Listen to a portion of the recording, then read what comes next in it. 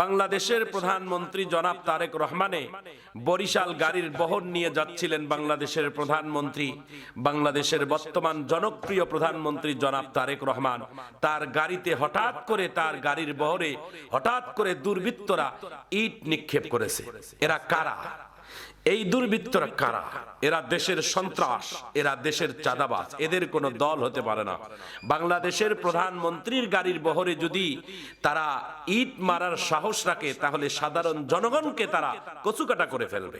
এজন্য বাংলাদেশ গভর্নমেন্ট, বাংলাদেশের প্রশাসনকে আরো শক্তিশালী হওয়া দরকার, যে বাংলাদেশের কোন দলের ভিতরে কোনো সন্ত্রাসীদের জায়গা দেওয়া যাবে না, কোনো চাঁদাবাদীদেরকে জায়গা দেওয়া যাবে না, কোনো সন্ত্রাসদেরকে জায়গা দেওয়া যাবে না, কোনো খারাপ মানুষদের জায়গা করা দেওয়া যাবে না। প্রিয় বন্ধুরা আমার, এটা সতর্ক থাকা দরকার যে বাংলাদেশের একজন জনপ্রিয় প্রধানমন্ত্রী জনাব তারেক রহমান, তিনি তার গাড়ির বহর নিয়ে, প্রশাসনের প্রটোকল নিয়ে তিনি যখন বরিশালের দিকে যাচ্ছেন, হঠাৎ করে রাস্তার ওপাশ থেকে তার গাড়ির উপর ইট পাটকেল মারা শুরু করে দিয়েছেন। প্রিয় বন্ধুরা আমার, এটা তীব্র নিন্দা জানাই, আমরা প্রতিবাদ জানাই।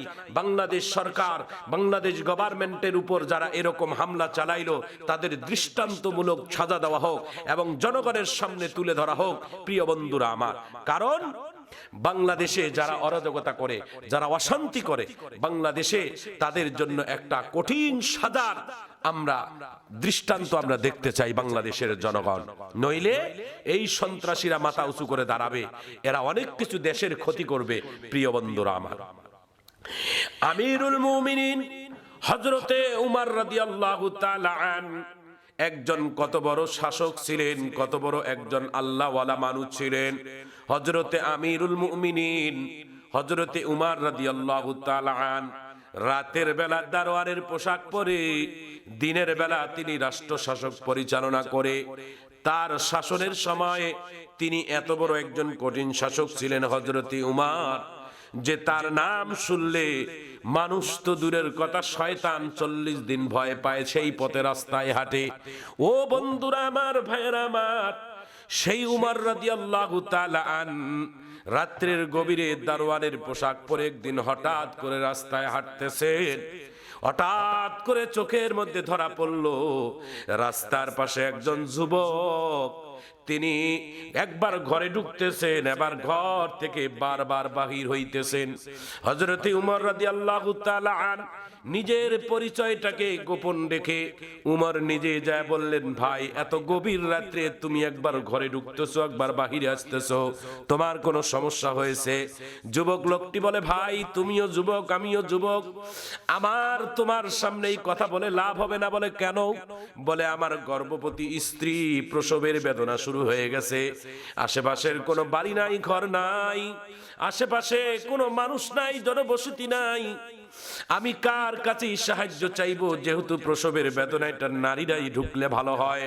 হযরতে উমর রাদিয়াল্লাহু তাআলা আনহু নিজের পরিচয়টাকে গোপন রেখে এত গভীর রাত্রে কার কাছে যাবে, কোন মহিলাটাকে নিয়ে ডাক দিবে, নিজের ঘরের স্ত্রীকে যায় ডাক দিলেন, ওগো আল্লাহর বান্দি, আমি হচ্ছি অদ্য পৃথিবীর প্রেসিডেন্ট, আর তুমি প্রেসিডেন্টের স্ত্রী, আমার যেমন দায়িত্ব তোমারও তেমন দায়িত্ব, তুমি কি একটু ঘুম থেকে উঠবা? তোমার দায়িত্ব পালনের জন্য কি তুমি আমারও মতো দারোয়ানের মতো একটু দারোয়ানি হিসাবে কাজ করবা? সেকেন্ডের মধ্যে দেরি না করে উমরের বিবি রেডি হয়ে গেলেন। স্বামীকে বললেন, কোথায় যাবেন, চলেন আমাকে নিয়ে যান।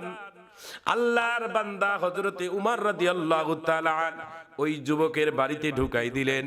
দীর্ঘ সময় তিনার গর্ভবতী স্ত্রীর প্রসবের কাজ কমপ্লিট করার পর সাদা চাদরের ভিতরে একটা ছোট্ট ফুটফুটে কন্যা সন্তান পেছাইয়া নিয়া উমরের বিবি ডাক দিয়ে বলে, আমিরুল মুমিনিন, আপনার পাশে যুবকটাকে সুসংবাদ দেন, আল্লাহ তাআলা তার ঘরের মধ্যে পূর্ণিমার চাঁদের মতো একটা কন্যা সন্তান দান করেছে।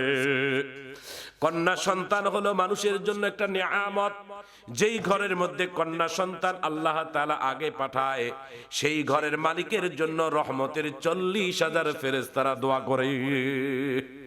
প্রিয় বন্ধুরা আমার, আল্লাহ রাসূল শুধু তাই নয়, নবী বলেছেন কারো যদি কন্যা সন্তান আল্লাহ একাধিক দেয় এবং কন্যা সন্তানদেরকে যদি আল্লাহ তাআলা যদি কন্যা সন্তানদেরকে যদি আল্লাহ তাআলা যদি সুশিক্ষা দিয়ে, নামাজের পর্দার শিক্ষা দিয়ে ভালো একটা দিনদার পরহেজগারের জামাইয়ের হাতে তুলে দেয়, বিশ্ব নবী বলেন ওই অভিভাবক আর আমি নবী কিয়ামতের ময়দানে এত পাশাপাশি আমরা জান্নাতের মধ্যে থাকব। প্রিয় বন্ধুরা আমার, এই আমিরুল মুমিনিন হযরত ওমর রাদিয়াল্লাহু তাআলা আনহুর বিবির কথা শোনার পরে ওই যুবক লোকটা থমকে গেছে। আপনি কি সত্যি কি বলেন তো, আপনি কি এই দেশের প্রেসিডেন্ট? আপনি কি উমার? আপনি কি উমর? আপনি বলেন তো সত্যি? বলে হ্যাঁ আমি সেই ছেলে, ও খাত্তাবের ছেলে উমার। বলে এতক্ষণ কেন বলেননি? আর আপনি কেন আমার এই দারোয়ানের পোশাক পরে আমার ঘরের মধ্যে আপনার নিজের রানীকে দিয়ে, আপনার স্ত্রীকে দিয়ে প্রসবের কাজ করাইলেন?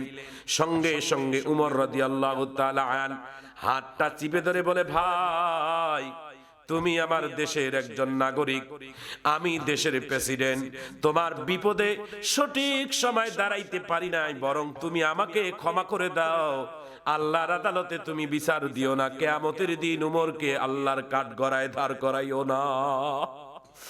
প্রিয় বন্ধুরা আমার, বাংলাদেশের সহ সারা পৃথিবীতে যত দায়িত্বশীল নেতা আছেন, হযরতে উমরের জীবনের ইতিহাস থেকে যদি কেউ টানতে পারেন, তাহলে সকল নেতা কর্মীদের জীবনকে আল্লাহ তাআলা পরিবর্তন করে দিয়ে দিবেন।